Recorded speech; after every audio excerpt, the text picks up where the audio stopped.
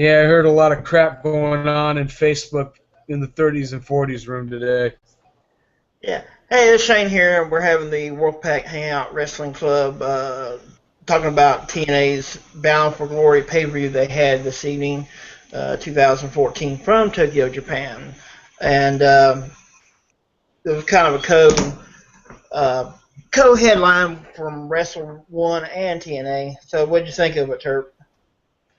Pretty disappointing. Kind of flat. The crowd was not really into it. The place sounded like you could go to sleep there.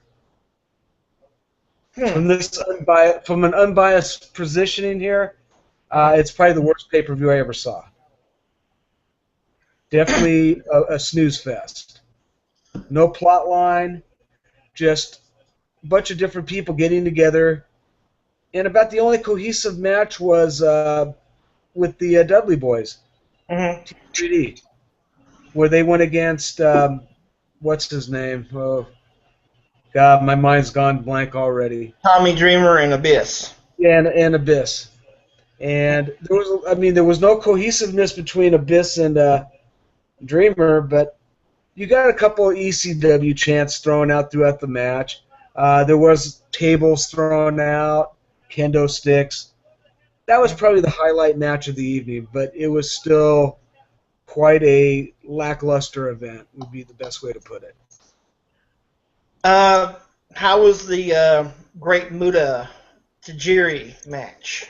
Well, true to form, James Storm is a sleaze bucket. He lost the match. Mm. Uh, his boy was nowhere to be found. And the next thing you know, Tajiri, the Buzzsaw, and his partner were, you know, claiming victory because Muta got the guy into a chokehold. He Mm-hmm. tapped out. Everything looked cool. They were about to, exit the ring, and James Storm blindsided both of them. And Wow. I mean, and it's like that gimmick gets a little bit old after a while. Mm-hmm. Ambushing somebody after they win the match to make it look like, here we're gonna have a repeat. Muta's 60 years old. That'd be like me getting back in the ring after all these years and seeing how much I don't last. And Tajiri, well, I always loved Tajiri. When he was in ECW, he was probably one of my favorite wrestlers. Mm-hmm. The guy was a kamikaze pilot, still is, Mm-hmm. still has a good buzz kick, and he still uses the green mist. Both of them did tonight. Maybe that's why Storm was so pissed off. Yeah. And, Go and ahead. the whole thing is with Storm, he's nothing like what he used to be when he was with Beer Money. Mm-hmm. That was a great tag team right there. What he's trying to do now with the Revolution, I'm not too keen with it. He's trying to brainwash Manic and what's his name. And neither one of them are up to the par yet. Mm-hmm. Kanato, what's the guy's name? Kanato or whatever? Kanata, I think so. Yeah, he's not ready yet. Mm-hmm. He's and having to be a bad guy now, Mm-hmm. having to turn the other cheek as fast as he came in. Because when he came in, he was a fan favorite. He Right. was a total face. And then then all of a sudden they align him up with the Revolution, and Mm-hmm. I don't know what Storm's thinking. I think he should go back to the old Beer Money days. That's when he was at his height. Well, I mean, was Bobby Roode on the entire pay-per-view, or did he? Nope, not one bit. Wow. Your company's biggest headliner, and Lashley wasn't there either. MVP was. I'm bored of MVP's act is stale as it was when he left WWE. Okay. Yeah, you don't have Lashley. You don't have Mr. Anderson. You don't have Bobby Roode. You don't. Oh, they did have Samoa Joe. They did have, and Samoa Joe's match was a good match also. Very, very fast paced. Right. No Jeff But in the Hardy. But in the end, it was the same thing as it always is. Mm-hmm. Get it out. Get it out there. Come on, Shane. Well, I am very disappointed with Joe in a lot of ways. I think he's, how can I say this to be tactful? I think he's overstated his welcome in TNA. Well, the whole thing is, do you think he would make it in WWE? Do you think he would be a viable commodity to Vince McMahon, or we'll just say Triple H and his association of imbeciles that he has now? I will tell you in a perfect world I would love that and I would say yes, but we don't live in a perfect world, unfortunately. Um, but I think if he was used right, I think he could be a major star in the WWE. But they wouldn't use him right, so. Oh, they've mismanaged everybody's career. Huh? We got a possum under the dumpster. Oh, Gee, trying to go get some firecrackers. yeah. So, I let him go. I don't mess with him. yeah. But Especially since it's a felony here now. oh, really? Wow. But you got like people. I'm just kind of thinking, he could probably just go back to Ring of Honor and help them out, or even when Ring Jarrett. of Honor would be a good place for him. Yeah, and even Now, if when Jarrett comes out with his new organization, that's Global. exactly where I think a lot of people are going to be heading. And Mhm, what I really see is we'll see the reemergence of one person at that point. We will see CM Punk. mhm, He will come back because then he will be able to work the way he wants to work. He wants a 1 day a week. I'm going to show up for the taping. I'm going to do this, and then I'm going to go home and kick it with AJ Lee. mhm. That's what he wants. He wants his perfect world. He Yeah. deserves it. He's been the top draw for 3 years. Mhm. Even being out of wrestling for all the time that he's been out of wrestling, he's still the number one talk on the internet. Oh, yeah. Yeah, he is. Got to meet Denny Lane. She got to meet John Lennon's sister and Chris Carter. That's cool. But you look at people like I don't know if this is really going to happen, but I see TNA once Global comes online. I think that TNA is going to go away, and they're going to It'll go. be, but it won't go the way that WCW went. No, no, no, no. I don't It'll think just fade. It'll fade into the sunset. exactly. Yeah, I think they'll turn the lights off and close doors and lock it up, and I guess we can use Chick Hearn's adage: "The Jello's jiggling, and this one's out the door." Yeah, exactly. But I see.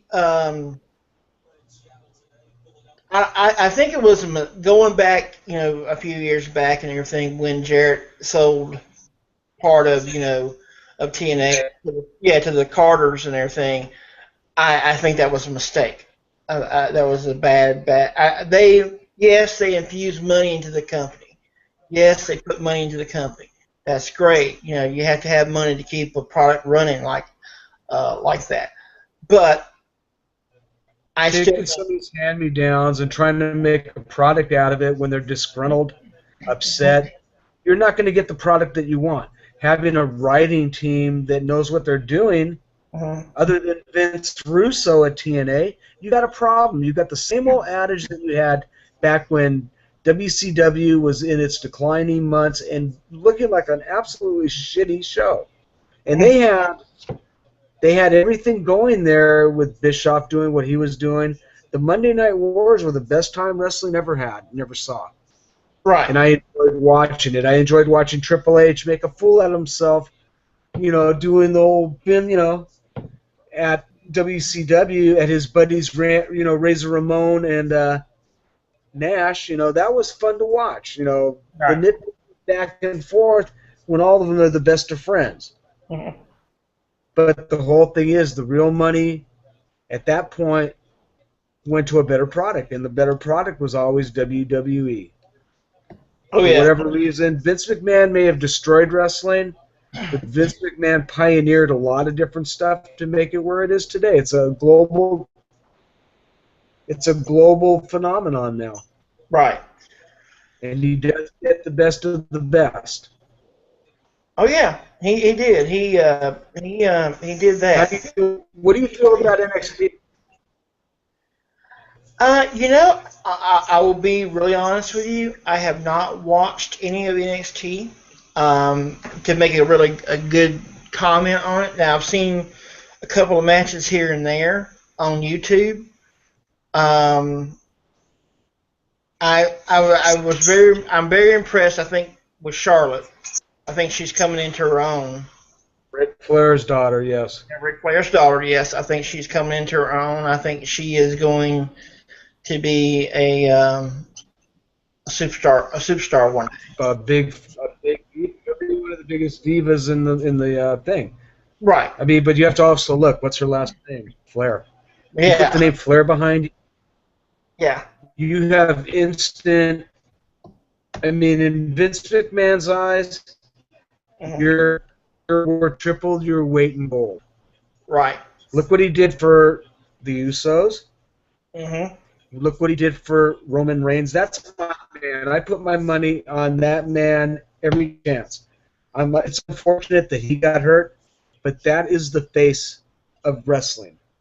Right. Along with another person that I'm very much into, I did like the Shield. I'm very much impressed with their domination over that. Right. They were the thing that they made wrestling exciting, just like CM Punk. Mhm.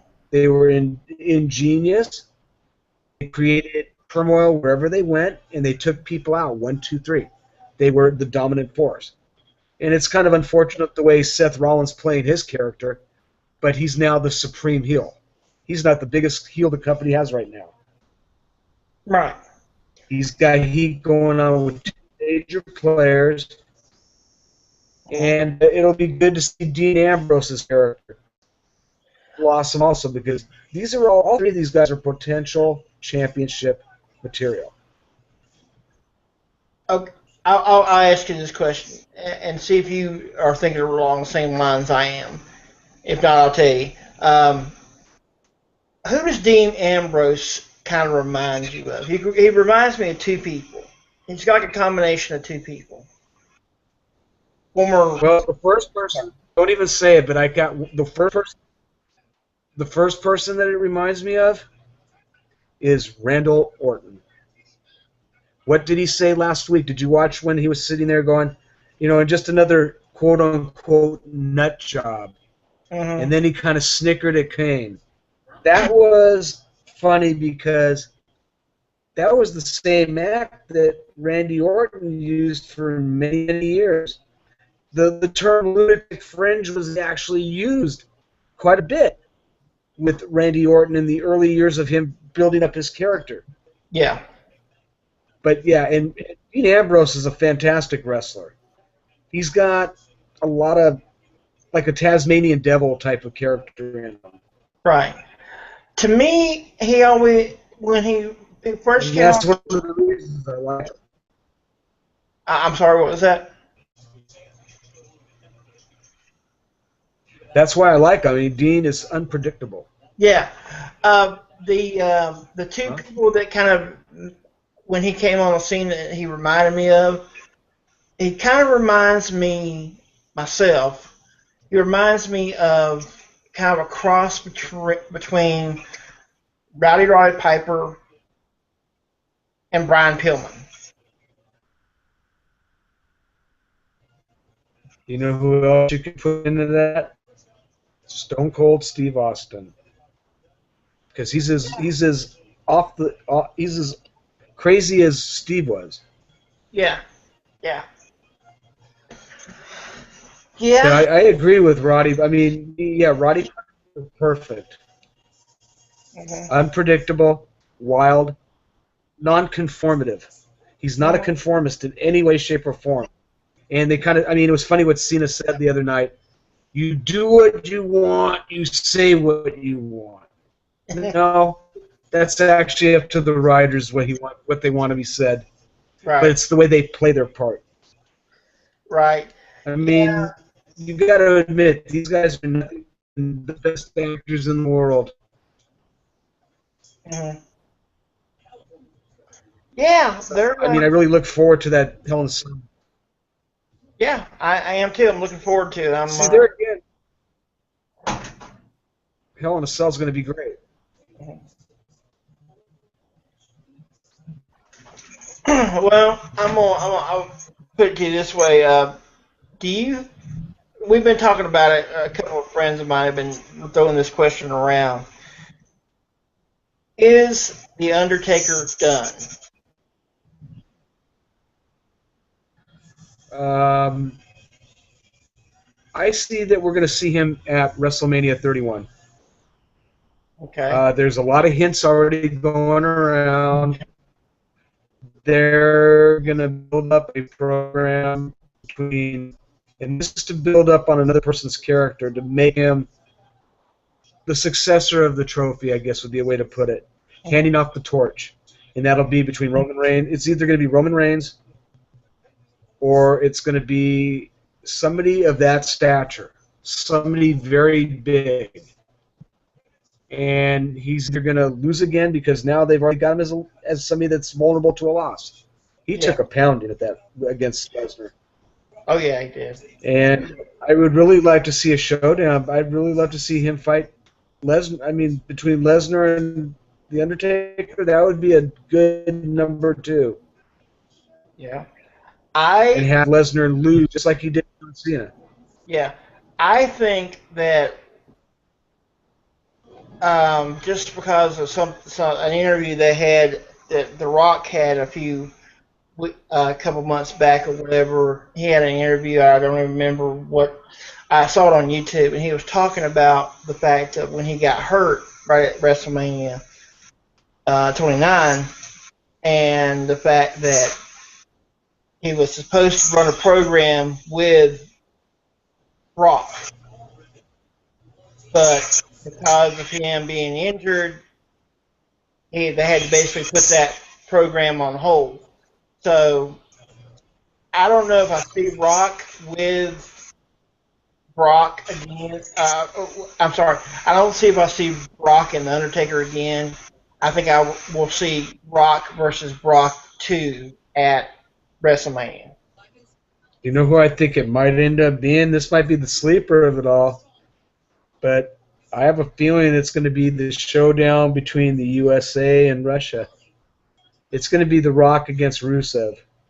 I think Rusev is the big draw right now. He's created a big stir between Big Show.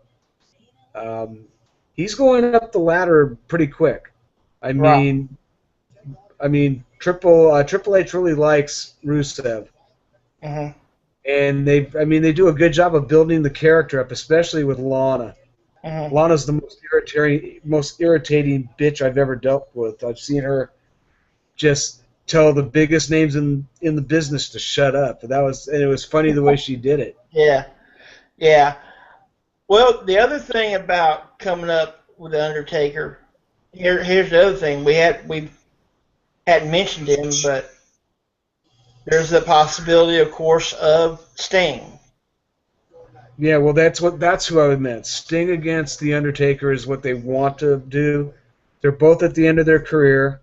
Mm-hmm. This would be their last hurrah.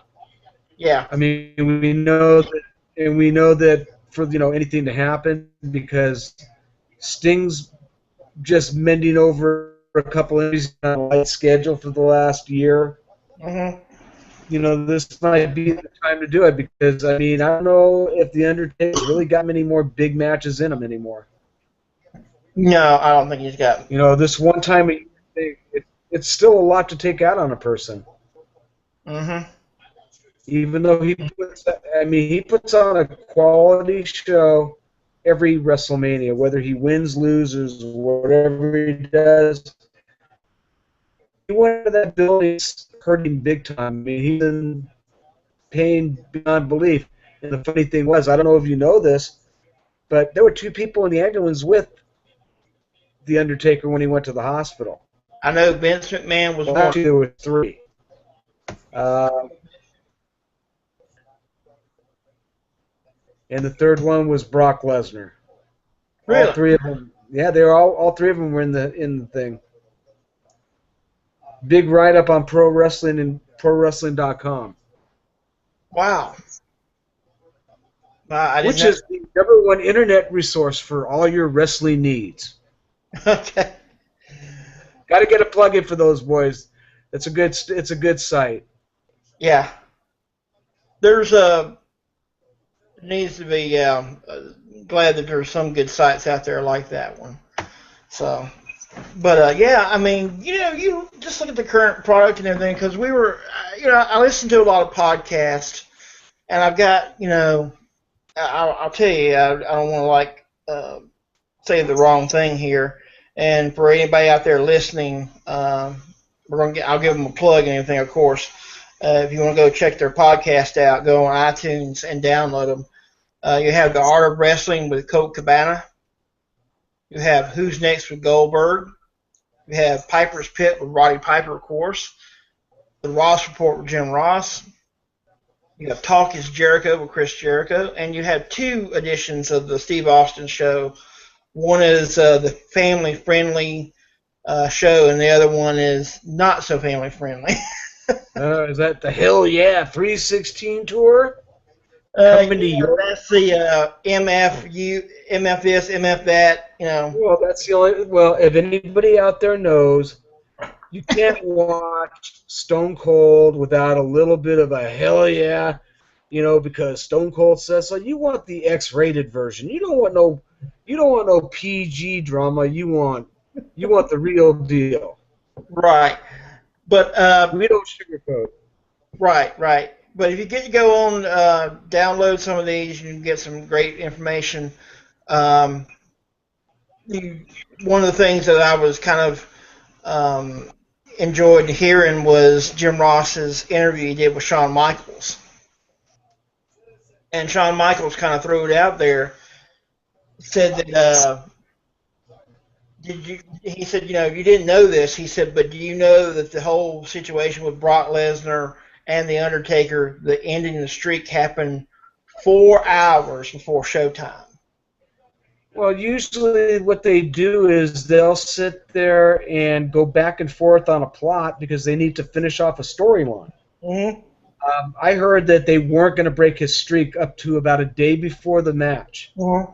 And then all of a sudden, within 3 hours of the event, there were 20 or 30 stories going around where they said he's going to lose the match.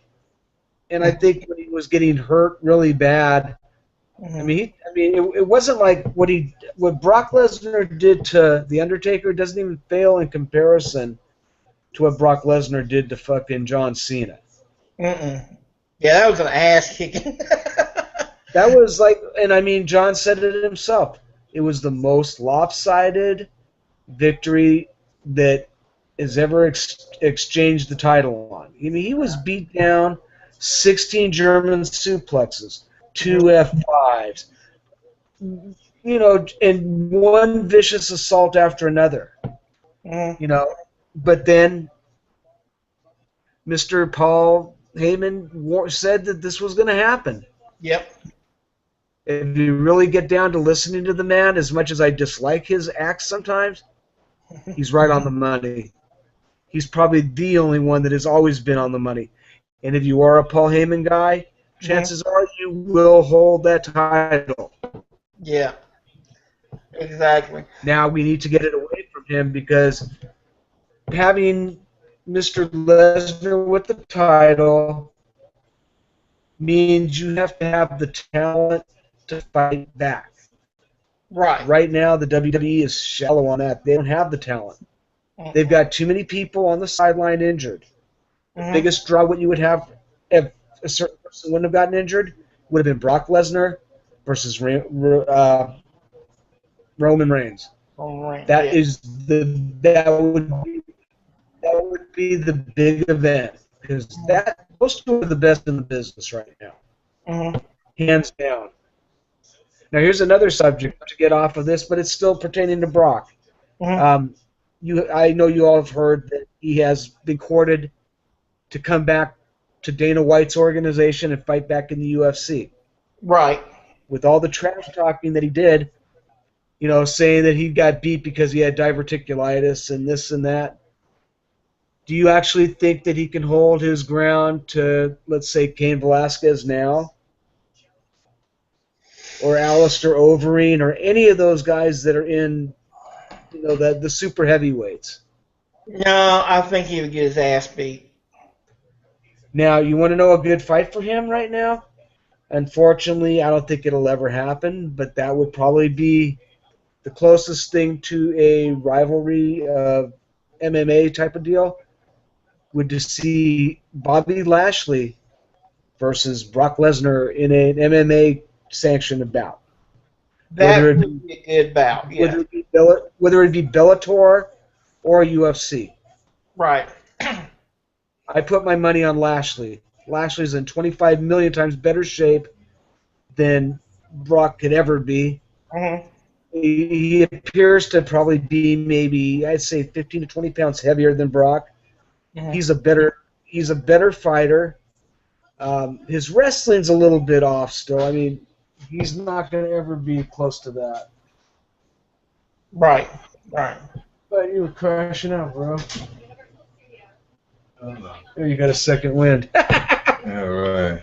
We're on live.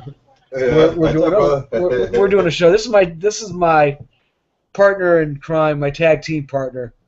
Yeah, He's not a professional wrestler. yeah. Well, I'll tell you, keeping on with Brock and everything, I want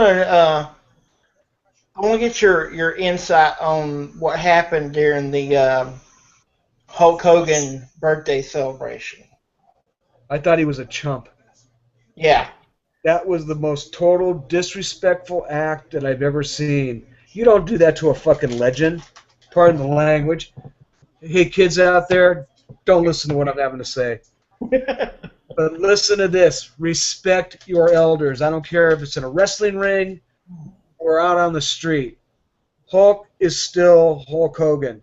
Mhm. He's the father of wrestling. He's the man that brought wrestling to where we're at today. If we didn't have Hulk Hogan, do you think we'd be sitting here talking about wrestling? I don't think so. No. I think it'd be far less of an impact. And for Mr. Lesnar to sit there and want to put a world of hurt on him, Mhm. that was not a play up from what I've heard. That Right. was Brock being Brock. Right. Well, the thing that caught my eye during that whole segment, well, there's two things. When he went in the ring and he's standing there and he went up to Piper and he did that little shoulder thing with Piper. I was Well, he like, was going to try to knock him down. yeah, I was like, I don't know whether that's in the script or not. Well, they said that none of that was an act. That none of that was a play. He wanted to deck somebody, and he went after Hogan, and Hogan went blasting on him, and he went on. I mean, even they even got him in Miami at the airport, and he was like, TMZ had sat there and made this an issue on TV, even Right. where they go, so is this an act or is this the real deal? And of course, everybody knew that it wasn't it was definitely not an act. Mhm.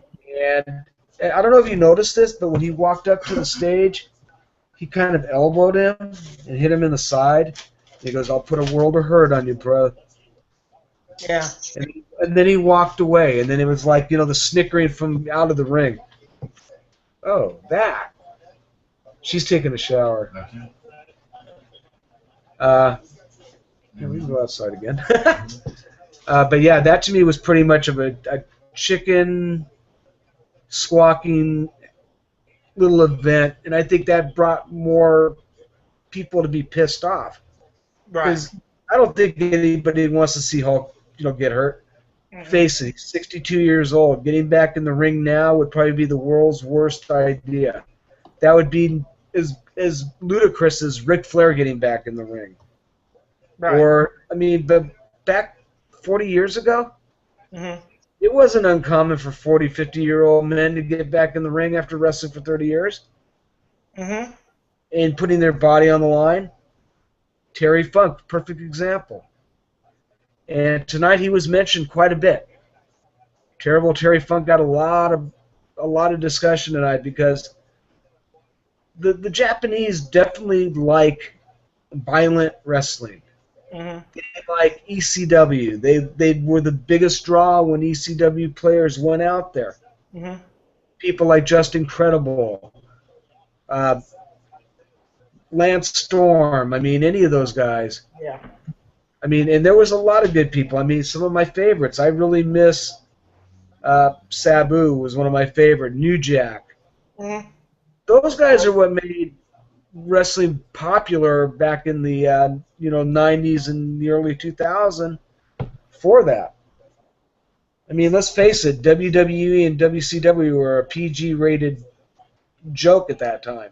Mhm. Until they went off, when the violence hit, that's when wrestling got big. Mhm. I agree. It's that's the thing you're talking about. The violence. That was one of the things they were talking. Jim Ross interviewed Stan Hansen. Stand Uh, the man, stand the lariat. yeah. Interviewed him, a couple of weeks ago, and they, you know, Jim said, Yeah, there was Stan, music. you've always been known as a guy that works stiff, And he's like, well, you have to be stiff in Japan because they like stiff wrestling in Japan. Well, I mean, tonight was an example of that, but tonight just seemed like, it was probably one of the world's worst pay-per-views. Don't get the replay, folks. We could refer them to a good website if they'd like to watch it free of charge. Go ahead. But do we want to do that and get ourselves in trouble? I don't think so. If I'm you going to want, run to the bathroom real quick if that's okay, and then we can yeah, continue this on in a couple of minutes. yeah. Or if you want to take a call or two. Haven't got that to that point yet, but you can go ahead and do that, and we'll be here. I'll just talk a little bit about some stuff coming up. Alrighty, sounds cool. I'll be right back. Okay. No, it's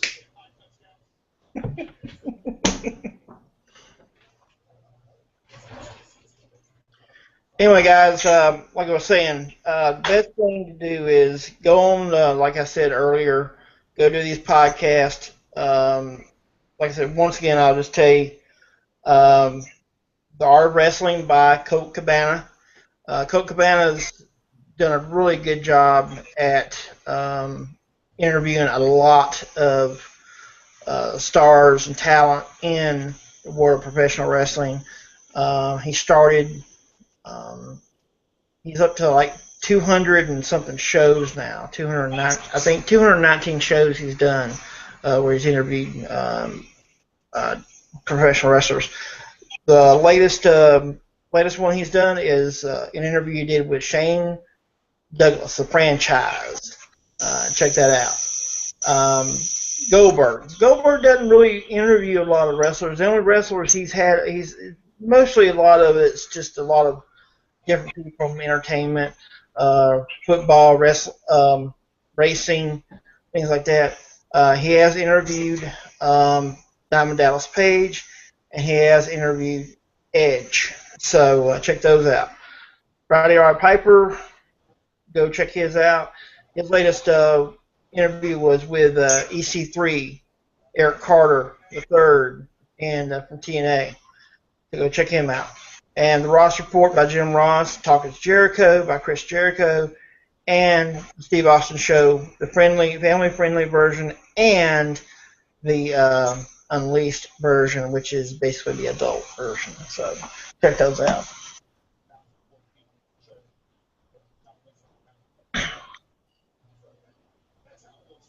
Check those out, and also I'll put a plug in for it because every time Jim Ross is on or Stone Cold Steve Austin Steve Austin's on their shows, and Chris Jericho, of course. Check out DDP Yoga. Eat your mama's yoga, as it were. Go check out DDP's yoga website, and you can find a bunch of stuff there that help you out there if you're going to get started in yoga.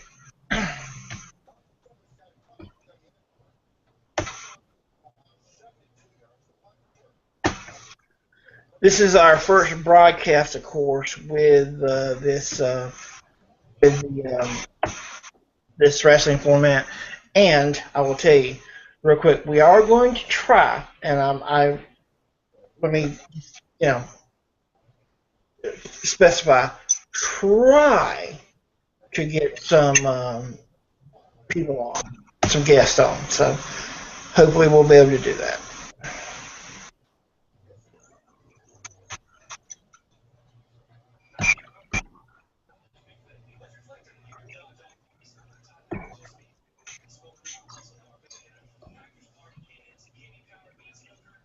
Anyway, I'll let you guys go. We'll cut it short tonight and everything, but the next show will probably be an hour, 2 hour job, and we'll go ahead and we'll cut it there. And until then, we'll see you down the road.